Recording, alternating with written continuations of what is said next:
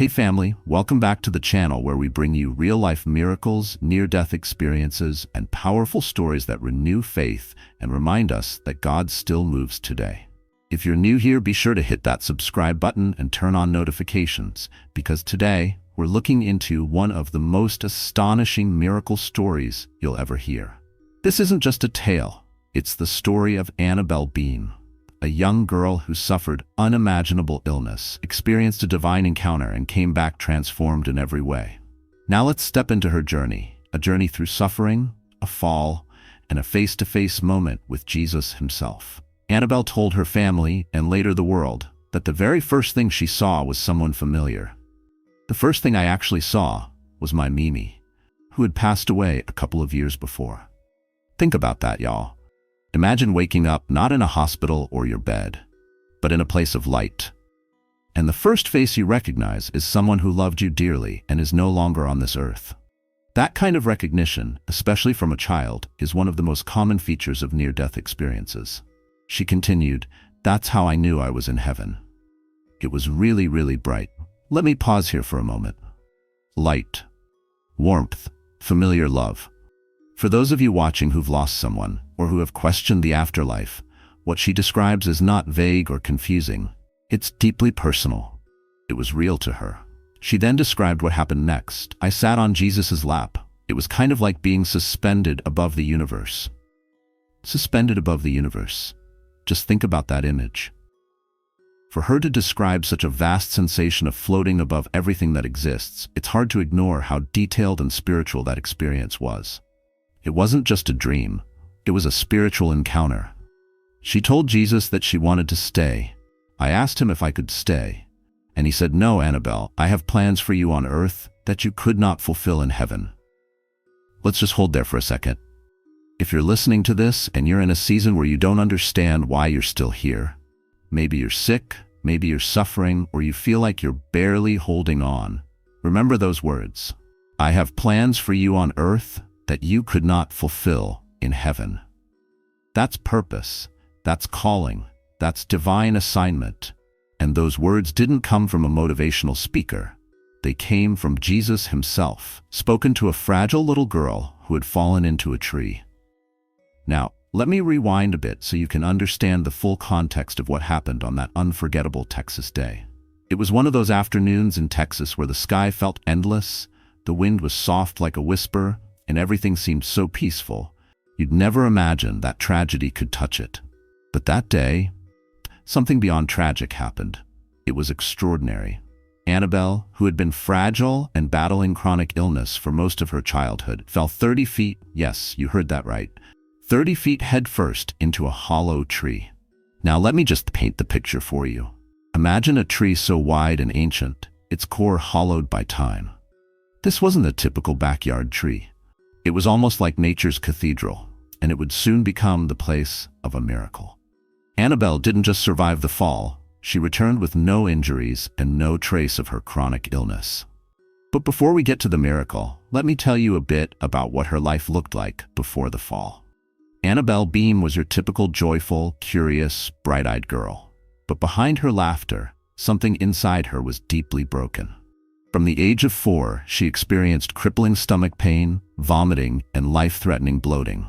Her diagnosis? 2 rare, incurable digestive disorders, enteral hypomotility and pseudo-obstruction motility disorder. Basically, her intestines didn't function. She couldn't digest food like a normal child. Annabel lived off feeding tubes and medications. Some days she couldn't even walk. Her spirit wanted to run and play, but her body was a prison. Hospitals became her second home, and like any child, she didn't understand why she had to go through this.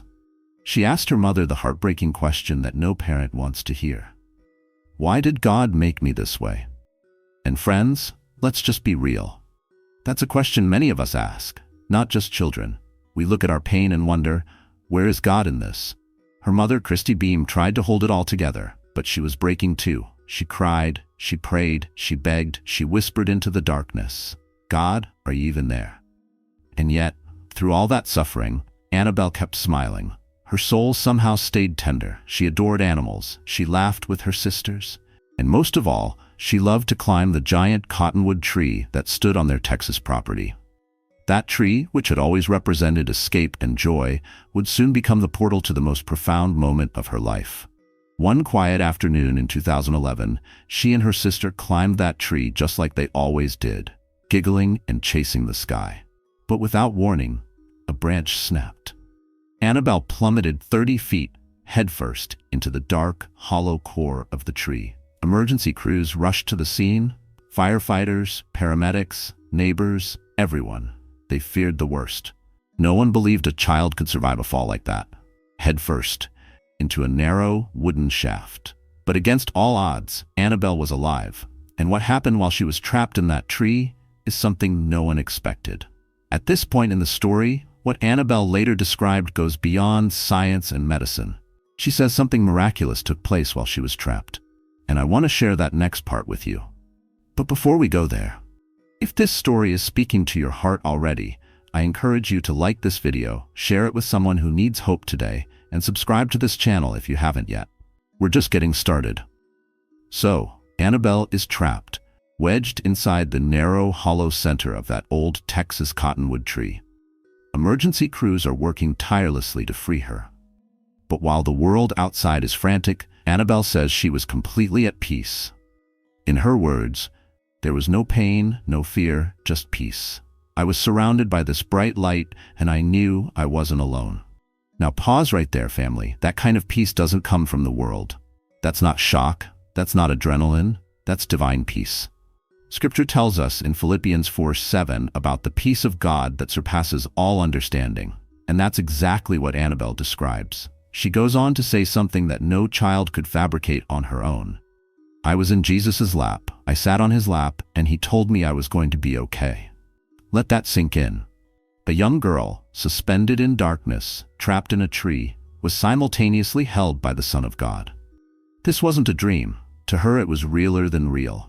And if you followed enough near-death testimonies, you'll notice how often children, without coaching or theological language, describe Jesus not just as a light, but as someone they knew and trusted immediately. She also saw someone else she loved dearly. I saw my great-grandmother who had passed away. She recognized her Mimi who had died years before. And she didn't just see her, she felt connected to her. But the part that really stands out? The beauty she described. Annabel spoke of flowers that don't even exist on Earth, colors that had no earthly name. Sounds that filled the air but didn't come from instruments. That's consistent with what many near-death experiencers report. Beauty so intense, so vivid, that our human vocabulary just isn't enough to describe it. Then Jesus told her something profound. Your body will be healed. When you return, you'll be fine. And just like that, she woke up. Now I want to pause here and talk directly to you watching this video. Sometimes God doesn't remove us from the fall, but he meets us inside it. Annabel didn't avoid the fall. She didn't hover above it. She fell deeply. But in that darkness, he was there. That's a message someone needs right now. Maybe you're falling into depression, into grief, into a season you never asked for. But just like Annabel, you're not alone in it. Now let's go back to what happened after she was rescued. After hours of effort, rescuers finally pulled Annabel out of the tree and rushed her to the hospital. Everyone expected the worst. Broken bones, brain trauma, internal bleeding, something. But when doctors examined her, the results were baffling. No injuries, no concussion, no internal bleeding, nothing. She had just fallen 30 feet headfirst and emerged as if someone had cradled her the whole way down. Even more shocking, the real miracle wasn't just survival. It was what happened next. Annabel's digestive disorder was gone. Let me say that again for those in the back. The incurable condition that had ruled her life disappeared. Her chronic stomach pain, gone. Her feeding tubes no longer needed. Her medications stopped. Her ability to eat food like any other kid, fully restored. Let me break this down. This wasn't a gradual improvement. This wasn't months of recovery. This was instant, complete healing. And when the doctors ran test after test, week after week, month after month, they found nothing wrong. They couldn't explain it. Science couldn't explain it. But her mother? She knew. This wasn't a recovery. This was a miracle. Her mom, Annabel Beam, had spent years praying, crying, and asking God in silence. Why? And now, in this unbelievable turn, she saw with her own eyes what only God could do. I want to ask you something, family. What would you do if the very thing you begged God for, the healing you stopped daring to hope for, suddenly came true? Would you tell the world? Would you shout it from the rooftops? Or would you hold it close, sacred? Annabel, even in her healing, remained humble. She didn't seek fame or attention. She was still a child, gentle, quiet, kind. But as she grew bolder in her voice. She started sharing her experience, not as a fantasy or a fable, but as a truth she lived. She talked about heaven not like a story she read, but a place she had been to. She described it with childlike honesty. It was more real than earth. She didn't argue. She didn't try to convince. She just knew. And that's often how the deepest truths come, not from persuasion, but from presence. Eventually, her story was told in the best-selling book Miracles from Heaven, written by her mother.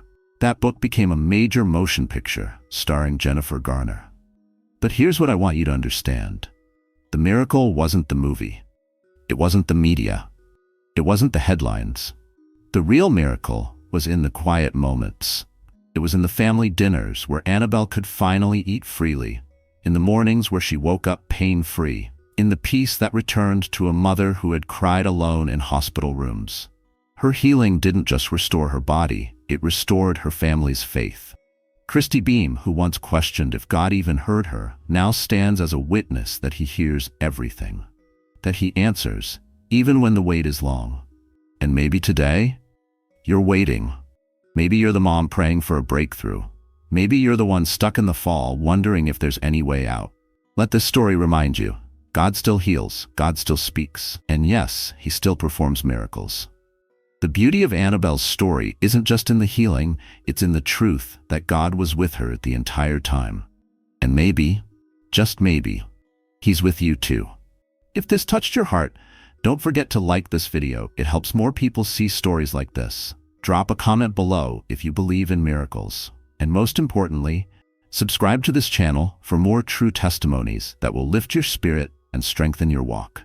As we reflect on the miraculous journey of Annabel Beam, it's important to realize this isn't just a story about survival. It's a story about God's timing, about heaven touching earth, and about a little girl who fell headfirst into death's shadow, only to be lifted up by the arms of Jesus himself. Let that image settle into your heart. A young girl, broken, sick, helpless, sitting in the lap of Jesus, hearing these words, "No, Annabel, I have plans for you on earth that you could not fulfill in heaven." That sentence alone is enough to shake you. Because it's not just for her, it's for you too. You may feel forgotten, you may feel broken, used up, or pushed aside. But God's plans for your life don't end in the fall. They continue. Even in the tree, even in the hospital, even in the silence. God was writing a miracle in motion. Annabel's story is proof that miracles still happen, not always in the ways we expect, not always in the timing we want, but always in the fullness of God's love. So what do we take away from all of this? That heaven is real, that Jesus still heals, that even the worst moments can be the beginning of divine transformation. And maybe, just maybe, God is doing something just as miraculous in your life right now. You might not see it yet. You might still feel like you're inside that tree. But trust me, he's already working on your rescue. If this testimony moved you, please give this video a thumbs up. It tells YouTube that this message matters and helps us spread real stories of faith even further. Drop a comment below. Have you or someone you know experienced a miracle? Do you believe God still heals? We read every testimony, and your words might be the encouragement someone else needs today. And most importantly, subscribe and turn on notifications. We're building a community of people who believe in the power of prayer, the presence of God, and the reality of miracles. Here we tell stories like Annabel's, not just to inspire, but to awaken your faith and remind you that you're never alone. Until next time, stay strong in your spirit, stay anchored in your faith, and remember this. Miracles aren't myths, they're messages. And God is still writing yours. Thank you for listening.